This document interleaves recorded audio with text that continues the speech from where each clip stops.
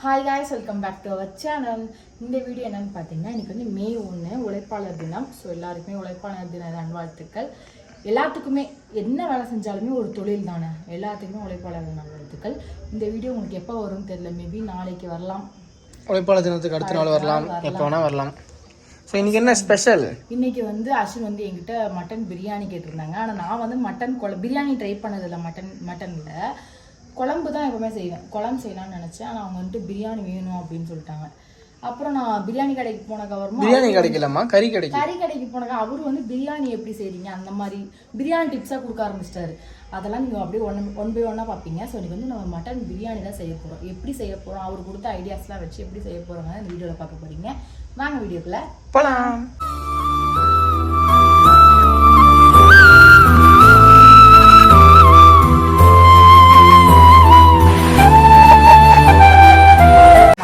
Mutton அரை kilo பீஸா போடுவோம். எலும்பு வேணும், பீஸா வாங்குங்க. ஆமாம் ஆமாம், எலும்பு கம்மியாக வேணும். எடுத்து வச்சுக்கிறீங்க. இதை எடுத்து வச்சுட்டு என்ன பண்ணுறீங்கன்னா, நாளைக்கு முறை எப்படின்னா கொஞ்சம் எண்ணெய் எவ்வளோ அரிசி போடுவீங்க? ஒரு அரை கிலோ. ஆக்சுவலாக நம்ம ஒரு நார்மலாக ஒரு கறி வாங்குறதுக்காக தான் போயிருந்தோம். ஆனால் அவர் நிறையா சொல்லி கொடுத்தாரு பிரியாணியை பற்றி. இந்த மாதிரி யாருமே ஓப்பனாக சொல்ல மாட்டாங்கன்னு நினைக்கிறேன். அவர் வந்து சமையலுக்கு வந்து கடலை எண்ணெய் ஊற்றினா நல்லாயிருக்கும், அது இல்லாமல் சின்ன வெங்காயம் போட்டால் நல்லாயிருக்கும் அப்படின்னு சொன்னார். அப்புறம் ஒரு மெயினாக ஒன்று சொன்னார், நீங்கள் வந்து பாய் பிரியாணி மாதிரியே வரணும்னு சொல்லிட்டு இந்த சோம்பு, பிரியாணி இலை, லவங்கம் இது எல்லாத்தையும் போட்டு அமிர்தத்தை வந்து விஷமாக்கிடுறீங்க. ஆனால் வந்து அப்படி செய்யக்கூடாது. வெறும் கிராம்பு, பட்டை, அப்புறம் வந்து இன்னொன்று சொன்னார் ஏலக்காய், இது மட்டும் போட்டு செய்யுங்க, பிரியாணி செம்ம டேஸ்ட்டாக இருக்கும் அப்படின்னு சொல்லி சொல்லியிருந்தாரு. நாங்கள் எல்லாருமே சரி, நாங்கள் இந்த மாதிரி பிரியாணி இலை எதுவுமே யூஸ் பண்ண மாட்டோம், இந்த 3 பொருளை வச்சு தான் செய்வோம் அப்படின்னு சொல்லி சொல்லியிருந்தாரு. அதே மாதிரி மட்டன் வந்து இஞ்சி பூண்டு பேஸ்ட்டு என்னென்னமோ போட்டு வேக வைக்கிறீங்க, அப்படிலாம் வேக வைக்கக்கூடாது. மட்டனில் வந்து வெறும் உப்பு மட்டும் போட்டு அது 3/4 வேக்காடு பதத்தில் வந்து எடுத்துடணும். அதுக்கப்புறம் விசில் எப்போ அதுவாக ரிலீஸ் ஆகுதோ அதுக்கப்புறம் தான் நீங்கள் வந்து மட்டனை எடுக்கணும் அப்படின்னு சொல்லி சொல்லியிருந்தாரு. அப்புறம் வந்து நீங்கள் கடையில் வாங்கி இஞ்சி பூண்டு பேஸ்ட்லாம் போடுறீங்க, அதெல்லாம் வந்து 1% கூட உங்களுக்கு டேஸ்ட்டே கொடுக்காது. இப்போ நீங்கள் ஒரு 1/2 கிலோ பிரியாணி செய்கிறீங்க, 1/2 கிலோ அரிசி போட்டு 1/2 கிலோ கறி போட்டு பிரியாணி செய்கிறீங்க அப்படின்னா 50 கிராம் பூண்டு, 50 கிராம் இஞ்சி, இதை வந்து நம்மளா மிக்சியில் அரைச்சி நம்மளா போட்டு அப்படி செய்யணும். அப்போ தான் வந்து டேஸ்ட் சூப்பராக இருக்கும். நீங்கள் வேணால் செஞ்சு பாருங்கள். நிறையா பேர் வந்து உங்கள்கிட்ட கேட்பாங்க அந்த ஸ்மெல்லுக்காகவே அப்படின்னு சொல்லியிருந்தாரு. அப்புறம் இன்னொன்று மெயினாக சொல்லியிருந்தாங்க, என்னென்னு பார்த்தீங்கன்னா புதினாவும் கொத்தமல்லியும் நிறையா போட்டு செய்யுங்க, அப்போ தான் வந்து டேஸ்ட் அந்த ஃப்ளேவர்லாம் நல்லாயிருக்கும்னு சொல்லியிருந்தாரு. எக்ஸ்ட்ரா வந்து புதினாவும் கொத்தமல்லியும் கையிலே வச்சுக்கோங்க பிரியாணி செய்யும் போது. ஏன்னா பிரியாணி கீழே அடி பிடிச்சிருச்சு அப்படின்னா இன்னொரு பாத்திரத்தில் எண்ணெயை ஊற்றிட்டு அந்த புதினாவும் கொத்தமல்லியும் தாளித்து விட்டுட்டு அந்த பிரியாணி இதில் கூட்டி சூடு பண்ணிங்கன்னா அந்த கருகின ஸ்மெல்லே வராது அப்படின்னு சொல்லி எனக்கு ஒரு சூப்பரான டிப்ஸ் சொல்லியிருந்தாரு. அப்புறம் இன்னொரு விஷயம் சொல்லியிருந்தாரு, மட்டன் வந்து நீங்கள் 300 கிராம் மட்டும் போடுங்க 1/2 கிலோ அரிசிக்கு, ஏன்னா மட்டன் வந்து டேஸ்ட் கொடுக்காது, பிரியாணி தான் டேஸ்ட்டாக இருக்கும். 2 தக்காளி, அதனால 200 கிராம் வந்து கிரேவி மாதிரி பண்ணிடுங்க அப்படின்னு சொல்லியிருந்தாரு. நான் அப்பயே யோசித்தேன், இப்போவே ரொம்ப டயர்டாக இருக்குப்பா, எப்படி போய் செய்யறது அப்படின்ற மாதிரி மனசுக்குள்ளே திங்க் பண்ணிக்கிட்டேன். அப்புறம் அவர் ஸ்ட்ரிக்டாக ஒன்று சொன்னார், பாஸ்மதி அரிசி போய் வாங்க போனோம் பக்கத்து கடை அரிசி கடையில். அப்போ வந்து பாஸ்மதி அரிசி வாங்கவே கூடாது நீங்கன்னு சத்தம் போட்டார். வெறும் சீரக சம்பாலை செய்யணும், அப்போ தான் அதோட டேஸ்ட் வந்து உங்களுக்கு கொடுக்கும், பாஸ்மதி அரிசியை செய்யாதீங்க. நிறைய பேர் அப்படி தான் செய்கிறாங்க, ஆனால் நீங்கள் சீரக சம்பாலை செய்யுங்க, அதுதான் சூப்பரான டேஸ்ட் கொடுக்கும்னு சொல்லியிருந்தாரு. அவர் சொன்னதை அப்படியே நான் சமைச்சிருக்கேன். ஸோ என் வீடியோ ஸ்கிப் பண்ணாமல் ஃபுல்லாக பாருங்கள், கண்டிப்பாக உங்களுக்கு யூஸ்ஃபுல்லாக இருக்கும். நம்ம அரிசி வாங்க போயிருக்காங்க பார்த்தீங்கன்னா, பாத்திரம் பிரியாணி செய்ய பாத்திரம் வாங்க வந்துருக்காங்க நினைக்கிறேன். பாய் ஒரு நல்ல ஐடியா சொல்லியிருக்காப்புல, பிரியாணி பாத்திரம் கொடுங்க. அதிகபட்சம் 2 பேர் தானே சாப்பிட போகிறோம், ஒரு 2 கிலோ 4 பேருக்கு வாங்கினா ஆல்ரெடி யாராவது வந்தாங்கன்னா செய்யறது, அதான் ஒரு 4 பேருக்கு மட்டும் வாங்கி. ஸோ பாத்திரம் வாங்கி வச்சு பெருசாக இருக்குமா போட்டாச்சு. 786 ரூபா, 6 ரூபா கம்மி பண்ணியிருக்காரு. ஒரு 6 பேருக்கு சமைக்கலாம்ல, அந்த மாதிரி தானே இருக்கு. பின்னாடி கீழே வச்சுடா, 10 பேர் கொஞ்சம் ஆடாத மாதிரி கவுத்து வச்சிரு. நீ இப்படி வச்சு நான் ஆடிக்கிட்டே இருக்கும். க்ளீனாக வச்சுருக்கேன். Thank you thank you thank you. இப்படியே வச்சுருந்தீங்கன்னா சந்தோஷம். அப்போ சமைக்கிறதுக்கு எடுக்க வேணாம் வெளியா? சரி வாங்கலாம். ஏன்னு பார்த்தீங்கன்னா, நான் அவர் சொல்லியிருப்பாருல நிறையா டிப்ஸ்லாம் நம்ம சொல்லியிருப்பாரு, அதை வச்சு தான் நம்ம பிரியாணி செய்ய போகிறோம். வரும்போதே வந்து எல்லாமே வாங்கிட்டு வந்துட்டோம். கடலை எண்ணெய் தான் யூஸ் பண்ணணும், அதான் நல்லா இருக்கும்னாரு. சின்ன வெங்காயம் யூஸ் பண்ணால் நல்லா இருக்கும்னாரு. இந்த மாதிரி நிறையா டிப்ஸ் எங்களுக்கு கொடுத்தாரு. அப்புறம் வந்து பிரியாணி பாத்திரம் வந்து வாங்கியிருந்தோம். பிரியாணி பாத்திரம் வந்து பார்த்தீங்கன்னா கிலோ 500 ரூபான்னு சொல்லிட்டு 1.5 கிலோ மேலே தான் இருந்துச்சு. தட்டு இதோட சேர்ந்து அதுக்குள்ளே பொருள் எல்லாம் இருக்குது சாமி. சமைக்கிற பொருள் இதெல்லாமே இருக்குது. ஸோ இதில் தான் இன்னைக்கு பிரியாணி செய்ய போகிறோம். ஃபஸ்ட் டைம் சாரு வந்து தம் பிரியாணி ட்ரை பண்ண போகிறாங்க. இது தம் பிரியாணி தானே? தம் பிரியாணி. எஸ், தம் பிரியாணி ட்ரை பண்ண போகிறாங்க. தம் பிரியாணின்னு சொல்கிறத விட பாய் வீட்டு பிரியாணி செய்ய போகிறாங்க. அவரே சொன்னார் நீங்கள் செய்யவும் செம ஸ்மெல் வரும் பாருங்க. ஆமாம், பக்கத்து வீட்டில் கேட்பாங்கன்னு சொன்னாங்க. எக்ஸ்டர்னலாக எதுவுமே போடக்கூடாது. அவர் மெயினாக சொன்ன விஷயம் என்ன தெரியுமா, நீங்கள் எதோ போட்டுட்டு கடைசியில் பாய் மாதிரி பிரியாணி வரல, பாய் வீட்டு பிரியாணி வரல அப்படின்னு சொல்லி ஃபீல் பண்ணாதீங்க அப்படின்னு சொல்லி சொன்னார். அவர் சிம்பிள், ரொம்ப ரொம்ப சிம்பிள். எந்த ஒரு மசாலா இல்லை, எதுவுமே இல்லை. சும்மா நார்மலாக எப்போவுமே மிளகாத்தூள் மஞ்சள் இந்த மாதிரி போடுறது தான். ஸோ எப்படி இருக்குன்னு எனக்கு தெரியல. நம்ம செஞ்சு பார்ப்போம். டேஸ்ட் நல்லா இருக்குன்ட்டு ஒரு நம்பிக்கை இருக்குது. ஸோ ஃபஸ்ட்டு போய் ஃப்ரெஷ் ஆகிட்டு வந்துடுவோமா? ஃபஸ்ட்டு ட்ரெஸ்லாம் சேஞ்ச் பண்ணிட்டு அப்படி வேர்த்து ஊற்றுது. ஸோ ஃபஸ்ட்டு ட்ரெஸ்லாம் சேஞ்ச் பண்ணிவிட்டு அதுக்கப்புறம் வந்து சமையல் கட்டுக்குள்ளே போகணும். எப்படி சாப்பிட்றதுக்கு 2 மணி நேரம் ஆயிடும். கண்டிப்பாக ஆயிரும். மட்டன் வேகிறதுக்கே கொஞ்சம் லேட் ஆயிரும். போய் ரெடி ஆகும். 2 பேருமே காஸ்டியூம்லாம் மாற்றிட்டு வந்தாச்சு. அதான் எப்படின்னு பார்த்தீங்கன்னா, நம்ம சமைக்க ஆரம்பிக்கிறது பிரியாணி சாப்பிட்றதுக்கு இதை விட பெஸ்ட்டு டைம் கிடைக்குமான்னு தெரில. ஏன்னு பார்த்தீங்கன்னா மழை வந்துக்கிட்டு இருக்கு. சாரு வந்து சொன்ன மாதிரியே மழை. இன்னைக்கு நான் மதியம் சொன்னேன் ரொம்ப வெயிலா இருக்கும், ஒரு மழை வந்தா நல்லா இருக்கும் அப்படின்னு. நம்ம சும்மா நார்மலா சொன்னேன், ஆனா நிஜமாலே மழை வந்துருச்சு. செம மழை. ஸோ மழை வந்தால் கண்டிப்பாக நினைச்சே ஆகணும்ல. நினைய வரியா? வேணாம் வரமாட்டேன். ஆனால் நான் அப்படி இல்லை, கண்டிப்பாக மழை வந்தால் நினைஞ்சே ஆகணுங்கிற ஒரு கட்டாயம். நமக்காக தானே மழை வருது. ஏய் செமையா இருக்கு. என் கார் பாரு, செமையா க்ளீன் ஆகிட்டு இருக்குது. கேமரா ஃபுல்லா தண்ணி. ஆகாது. ஸோ இப்போ வந்து மணி 4 ஆச்சு. 4 ஆகிறதுக்கே கிளைமேட் இப்படி இருக்கு. இப்போ தான் நம்ம மட்டன் பிரியாணியே செய்ய போகிறோம். அஸ்வின் வந்து இவ்வளோ நேரம் எடிட் பண்ணிட்டு இருந்தாங்க. ஆமாம், ரொம்ப அர்ஜென்ட்டான வீடியோ. இதை விட பெஸ்ட் டைம் கிடைக்காது. எல்லாமே ரெடி தானே? சிக்கன் மட்டன் வேக வச்சுட்டு எல்லாம் பண்ணிட்டு காய்கறி எல்லாமே பண்ணியாச்சு. இப்போ சமைக்கிறதா. சரி வா, ஒரு நாள் நனைஞ்சிட்டு தான் போ. இப்போடா ஏன் நனைய மாட்டேங்கிற? எனக்கு இந்த மழை காலம் பிடிக்காது. ஆனால் மழையில நனைய பிடிக்கும். ஆனால் இப்போ பிடிக்கல. பா என்னங்க வாழ்க்கை, மழை வந்தா நனைஞ்சிடணும். அது ஒரு ஒரு தனி ஜாலி. சரி போய் சமைக்க ஆரம்பிமா. சாரு என்ன சமைக்கிறதுக்கு முன்னாடி ஸ்மெல் வருது, என்ன பண்ணி வச்சிருக்கீங்க? ஓ, இஞ்சி பூண்டு பேஸ்ட் அரைச்சி வச்சிருக்கான்னு நினைக்கிறேன். அதான் என்னடா சமையா கம்ம ஸ்மெல் வருதுன்னு பார்த்தேன். சமைக்க ஆரம்பிக்கலாமா? சுட எவ்வளவு கஷ்டப்பட்டு மழை வந்துகிட்டு இருக்கே. உங்க ஊர்ல மழையான்னு சொல்லி பாருங்க, கமெண்ட்ல சொல்லுங்க. அடிக்கிற வெயிலுக்கு மழை எவ்வளவோ நிம்மதி தருது இல்ல? ஆனா இன்னைக்கு வீடு ஹீட்டா இருக்கு ரொம்ப. மழை வந்தாங்க. சரி சமைக்க ஆரம்பிப்போம். என்னன்னு பார்த்தீங்கன்னா, நம்ம எல்லாமே சமைக்கிறதுக்கு எல்லாமே ரெடி பண்ணி நீட்டாக வச்சாச்சு. இப்போ வந்து சீரக சம்பா அரிசி தான் எனக்கு பண்ண போகிறோம். சீரக சம்பா வந்து எடுத்துக்கலாம். அது வந்து 5 நிமிஷம் ஊறினா போதும். 5 நிமிஷம் தான் ஊற வைக்கணுன்ற மாதிரி சொல்லியிருந்தாங்க. அதனால் இப்போ வந்து சும்மா அரிசியை மட்டும் போட்டுட்டு எல்லாம் வணங்கும் போது தண்ணி ஊற்றி வச்சா கரெக்டாக இருக்கும். ஒரு 5 நிமிஷம் ஊறட்டும். மழை பிரிச்சுக்கிட்டு வருது சாரு. இதை ஒரு 2 கிளாஸ் போட்டுக்கோமா? ஓகே தான். இன்னைக்கு சீக்கிரம் படுத்து தூங்கிட்டு காலைல நேரமாக எழுந்திக்கணும். நாளைக்கு ஒரு வேலை இருக்குது. ஐயோ தெரியாமல் தண்ணி ஊற்றிட்டேன். ஏம்மா ஊற வைக்கிறதுக்கா? ஏன் 5 நிமிஷம் தானே ஊறணும்னாரு. அதுக்கு என்ன? ஓ, சமைக்க எப்படி 1 மணி நேரம் ஆயிருங்கிறியா? இதெல்லாம் தாளிச்சு எடுக்கணும்ல. சரி ஓகே, அது ஒன்றும் ஆயிராது. இப்படி வச்சாலும் ஊறிடுமா? அதெல்லாம் ஒன்றும் ஆகாது சாமி. நான் தானே சாப்பிட போகிறேன். அப்படியே பேசிட்டு இது பண்ணு. சரி ஓகே வாங்க சமைக்க ஆரம்பிப்போம். ஃபஸ்ட்டு புது பாத்திரம் இல்லை, கொஞ்சம் சில்வர் ஸ்மெல் இதெல்லாம் இருக்கும். ஸோ கொஞ்சம் நல்லா சோப் போட்டு தேய்க்கணும் உள்ள மட்டும். இப்போ கேஸ் தீர்ந்து போகணுமா? சாரு தயவு செஞ்சு உன் வாயில் அப்படி சொல்லாத சாரு. எனக்கு தெரிஞ்சு கேஸ் முடிகிற டைம் தான், அதான் கொஞ்சம் பயமாக இருக்குது. இந்த வீட்டுக்கு வந்ததுலேருந்து இதோட 2வது சிலிண்டரு 2 வருஷத்துல. 2 வருஷத்துல 2 சிலிண்டர். 1.5 வருஷம் படிக்கவும் இல்லை, அப்படி வச்சிருக்கு. லைட்டர் எங்க? லைட்டர்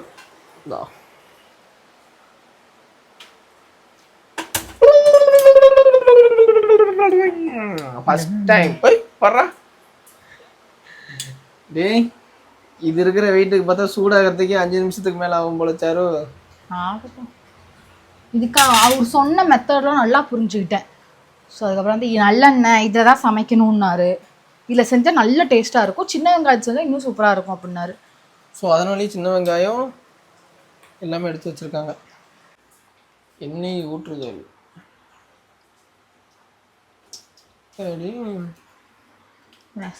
ஸ்மெல்லு பாரு. கடலை எண்ணெய் ஸ்மெல். செக்கில் ஆட்டின சுத்தமான கடலை எண்ணெயா? அவர் சொன்னால் அவ்வளோதான் போட்டிருக்கேன். கொஞ்சம் கொஞ்சம் ஏலக்காய் கிராம்பில் கொஞ்சம் தான் போடணும். பட்டை தள்ளிக்கோங்க. இப்போ இந்த சின்ன வெங்காயம் இதெல்லாம் கொஞ்சம் கொண்டு தெரியுங்களா?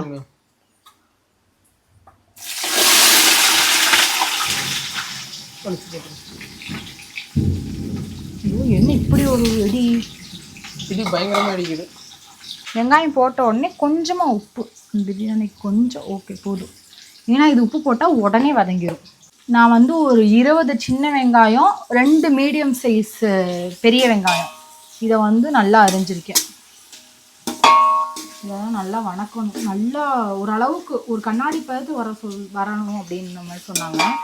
வணக்கிறதுக்கப்புறம் தக்காளி இஞ்சி பூண்டு பேஸ்ட்டை போட்டுறணும். போட்டு ஸ்மெல் போனதுக்கப்புறம் தக்காளியை கொட்டினதுக்கப்புறம் தான் அந்த புதினா இதெல்லாம் போடணும். ஃபஸ்ட் டைம் இஞ்சி தனியாக பூண்டு தனியாக சேர்த்து கட் பண்ணி வீட்லேயே அரைச்சிருக்கோம்ல? ஆமாம். இல்லை ஒரு தடவை ஆல்ரெடி அரைச்சிருக்கோம். இதுக்கு அரைச்சிருக்கோமா? நான் வந்து பேஸ்ட் மாதிரி பெரிய டப்பாவில் வாங்கி வச்சுருந்தேன். அதுக்கு முடிஞ்சிச்சு. அதுக்கப்புறம் அந்த எப்படி அரைக்க டைம் இருக்காது. ஒரு 5 பேக்கெட் 5 ரூபா பேக்கெட் வாங்கிட்டு வச்சிருவோம். இன்றைக்கி தான் அரைச்சிருக்கோம் ரொம்ப நாள் கழிச்சு. அதுவும் இஞ்சி பூண்டு பேஸ்ட் வந்து பார்த்தீங்கன்னா 50 கிராம் இஞ்சி 50 கிராம் பூண்டு இதை வந்து அரைக்க சொன்னார். எல்லாமே நீங்கள் மெஷர் பண்ணி போடுங்க, டேஸ்ட் நல்லாயிருக்கும். இதை மட்டும் தான் சொல்லிகிட்டே இருந்தார். வெங்காயம் வந்து ஓரளவுக்கு வதங்கிருச்சு. இப்போ வந்து நம்ம அந்த இஞ்சி பூண்டு பேஸ்ட்டை போட்டுருவோம். போட்டோடனே தெறிக்க ஆரம்பிக்கும். ஸ்மெல் நல்லா இருக்கு. கீழே ஒட்ட ஆரம்பிச்சிருச்சு. இப்போவே இஞ்சி பூண்டு கொஞ்சம் வதங்கிருச்சு. இப்போ வந்து தக்காளி 2 பெரிய சைஸ் தக்காளி இது கூடயே வந்து நம்ம புதினா கொத்தமல்லி வந்து அரிஞ்சு வச்சுருக்கோம். அதையும் போட்டுருவோம். இந்த இஞ்சி பூண்டு பேஸ்ட் போட்ட உடனே ஃபுல்லாக கருக ஆரம்பிச்சிருச்சு. கீழே புதினா பாதி, இந்த குண்டால வந்து புதினா பாதி, இந்த கொத்தமல்லி பாதி, அப்படி தான் போட்டு வச்சுருக்கேன்.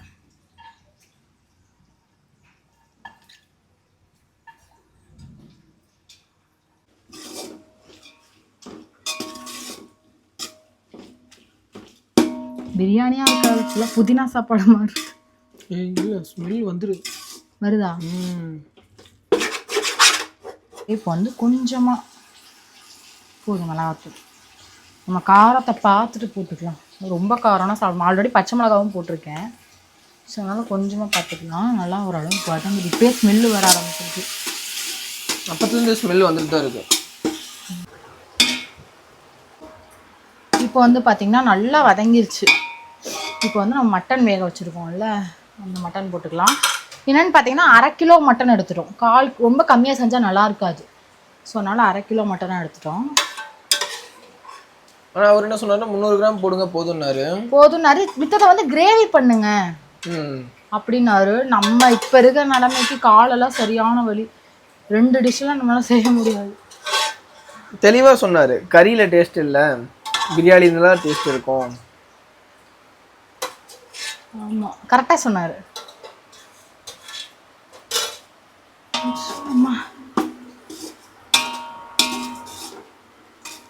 எப்படி இருக்கு? இப்போயே சாப்பிட போல இருக்கான். என்னை விட்டுனா இப்போயே சாப்பிடுவேன். ஏன்னா அந்தளவுக்கு பசிக்குது. 2 இருக்கு. நான் இப்போ பசியில் ஜூஸ் எடுத்து குடித்தேன். அவ்வளோ பசி. கறி வெந்த தண்ணி இது வந்து எவ்வளோ அளவு இருக்குன்னு பார்ப்போம். கரெக்டாக 1 கிளாஸ் கூட கொஞ்சம் இருக்குது.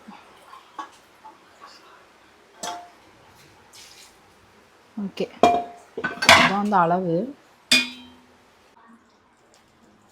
ஓகே, இது கூட வந்து அந்த இஞ்சி பூண்டு கொஞ்சம் தண்ணி வச்சுருந்தாலும் அதையும் ஊற்றி நல்லா கொதிக்க விட்டுட்டேன். இப்போ வந்து அரிசிக்கு கறிக்கு வந்து 1 கிளாஸ் தண்ணி ஊற்றினா போதுங்கிற மாதிரி ஒரு வீடியோவில் சொல்லியிருந்தாங்க. சீரக சம்பா அரிசினா 1 கிளாஸ்க்கு 2 கிளாஸ், அதே தான் அவந்தானு சொன்னார். கடைக்காரனும் அதான் சொன்னார். எனக்கு இப்போ தண்ணி இப்போ இல்லை 1.5 இருக்குது. எவ்வளோ ஊற்ற திருப்பி? இதில் ஒரு 1.5 ஊற்றினா போதும்ல. இன்னும் 1.5 ஊற்றி அரிசி போடுறேன். 1.5 ஊற்றி அரிசி போடுறேன். ஏன்னா தம்மு தானே வைக்க போகிறேன். இருந்தாலும் வேகணும்ல. வேகும். 1 1.5 இவ்வளோதான் இருக்கா? அரிசி பொடினா கரெக்டாயிரும். எனக்கு என்னமோ தண்ணி இது அரிசி எப்படி சொல்கிறது, பிரியாணி அப்போ எவ்வளோதான் வரும்? ஆமாம், அவ்வளோதான் இருக்கும் பிரியாணி. இன்னொன்று நல்லா பார்த்துக்க சாரு, பிரியாணி வந்து எப்படின்னா அரிசியும் பிரியாணியும் சமமான அளவில் இருக்கும். அரிசியும் பிரியாணியும்? ஆமாம், உள்ள அரிசியை போட்டினா அந்த தண்ணி இருக்குல்ல, தண்ணியும் அரிசியும் நீங்கள் போடுங்க, உங்களுக்கே புரிய வரும். இது எனக்கு தெரிஞ்சது, நானும் 2-3 வீடியோ பார்த்தேன். அப்படியா? லாஸ்ட்டாக உப்பு பார்க்கணும் எவ்வளோன்னு. அரிசி போட்டாச்சு, கரெக்டாக இருக்கு. இதான் ஃபைனல் டச்சில். உப்பு போடணுமா? கண்டிப்பாக போடணுங்கிறியா? இப்போ பார்ப்போம். காணும், உப்பு இல்லை பேர்.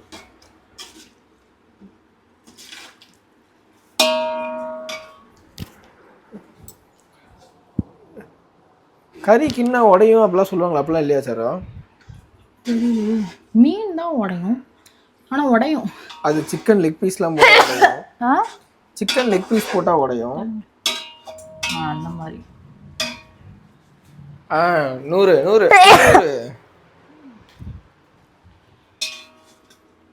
எனக்கு ஒன்று செய்யும் போதே பயமாக தான் இருக்குது, எப்படி வருங்கிறது. தண்ணி இன்னும் கொஞ்சம் ஊற்றட்டாங்கிற மாதிரி தான் டவுட் இருக்குது. ஊற்றுறா பார்த்துக்கலாம்.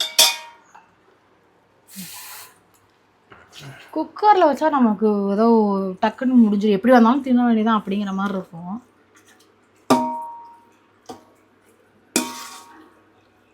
தம் வச்சிரும்.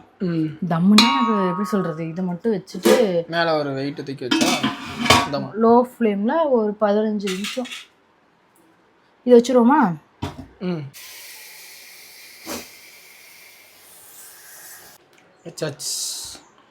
தெரில எப்படி வரும்னு. ஃபஸ்ட் டைமில் கற்றுக்கலாம், பார்ப்போம். ஓப்பன் கரோ. 10 நிமிஷம் தான் ஆகுது.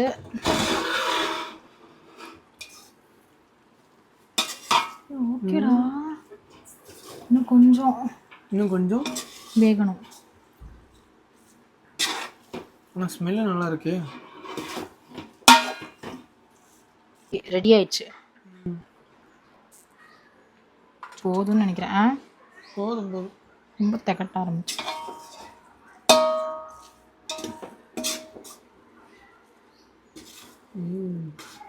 கொஞ்சமாக ஊற்றி நெய் மாதிரி தான் வருது. கொஞ்சம் அடி பிடிச்சிருக்கு, கையே வலிக்குதுடா கிண்டி. எப்படி இருக்குன்னு பார்ப்போம். சாப்பிடலாம் ஃபஸ்ட்டு. வைக்க தான் பழகும் போல அந்த தம்மெல்லாம். எடுத்து இப்போ தான் ஃபஸ்ட் தடவை பண்ணுறேன், போக தான் பழகும். இந்தாங்க, இது உங்களுக்கு. நன்றி. நான் ஃபஸ்ட் நீங்கள் சாப்பிடுங்க, போட்டுக்கோங்க உங்களுக்கு. நான் கட் பரிமாறுதல். எஸ், சமைக்கிறத விட பரிமாறுறது தானே முக்கியம். சூப்பர்ரா. நன்றிகள்.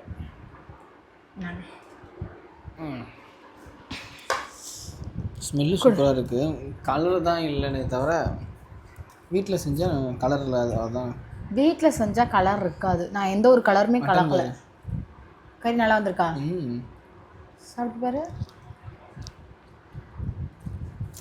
கறி நல்லா வந்தது. ஐயோ, ரொம்ப நாளாக கேட்டிருந்த பிரியாணி, தம் பிரியாணின்னு.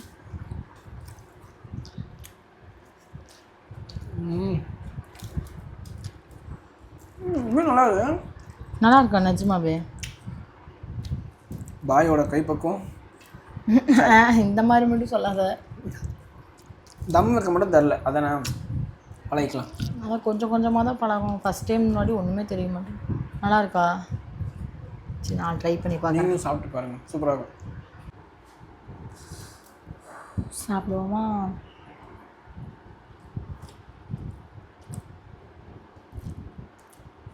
காரம் அவ்வளோ இல்லை. காரம் இல்லாத நல்லது. ஓகே தான். ஏன்னா 2 பேருக்குமே வயிறு எரிஞ்சிட்டே இருக்குது ரொம்ப. கறி சாப்பிட்டு பாருங்க, செம சூடு. இங்கே இருங்க. சூப்பராக இருக்குல்ல? செமையாக இருக்கு. நீங்களும் உங்கள் வீட்டில் ட்ரை பண்ணி பாருங்கள், சூப்பராக இருக்கு. வாங்க சாப்பிட்லாம். திருப்தியாக சாப்பிட்டோம். நீமா? அவளும் திருப்தியாக சாப்பிட்ருக்கா. ஸோ இன்றைக்கி என்னன்னா எப்போவுமே இல்லாமல் இந்த டிஃப்ரெண்ட்டாக இந்த தம் வச்சது வந்து வேறு லெவலில் இருந்துச்சு டேஸ்ட்டு.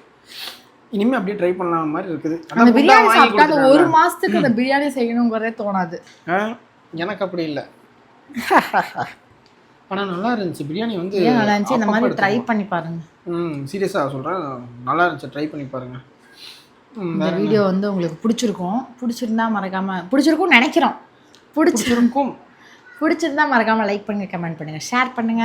நம்ம சேனல் யாராவது சப்ஸ்கிரைப் பண்ணாமல் பார்த்தீங்கன்னா சப்ஸ்கிரைப் பண்ணிக்கோங்க. பெல் ஐக்கான் ஆல்ல வச்சுக்கோங்க. அப்போ தான் நாங்கள் போகிற இன்ட்ரெஸ்டிங்கான வீடியோஸ் உங்கள் நோட்டிஃபிகேஷனில் வரும். எப்பவுமே எங்கள் லட்சியம் உங்கள் கையில். Bye. பாய்.